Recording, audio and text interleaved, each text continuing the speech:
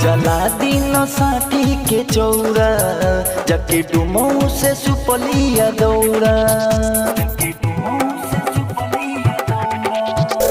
जला दिन साठी के चौरा जाके डुमऊ से सुपलिया दौरा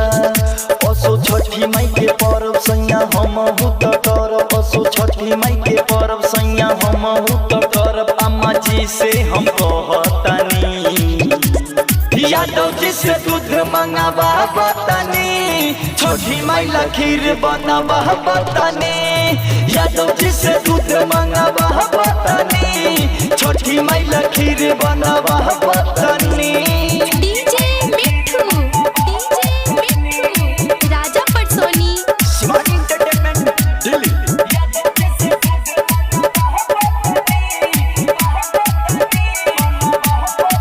बबुआ के भारा घाटे उतरवाइब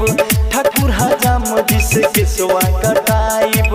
लमक के नाच हम घाटे नचाइब अंगना में ये सहिया कोसी भरावाइब बबुआ के भारा घाटे उतरवाइब ठाकुर हजाम जिसे के सोआ कटाइब लमक के नाच हम घाटे नचाइब अंगना में ये सहिया कोसी भरावाइब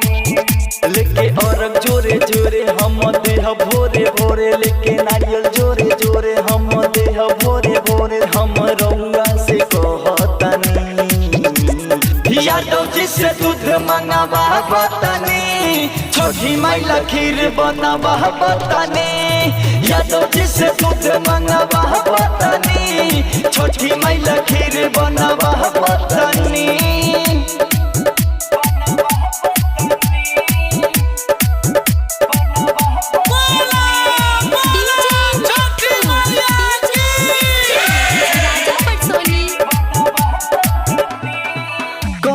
लेट न तो होई अनार घरी में बज गई देखी न चार दौरा उठा के धोली न माथे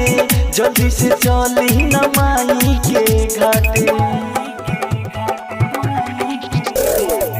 करी न लेट न तो होई अनार घरी में बज गई देखी न चार दौरा उठा के धोली न माथे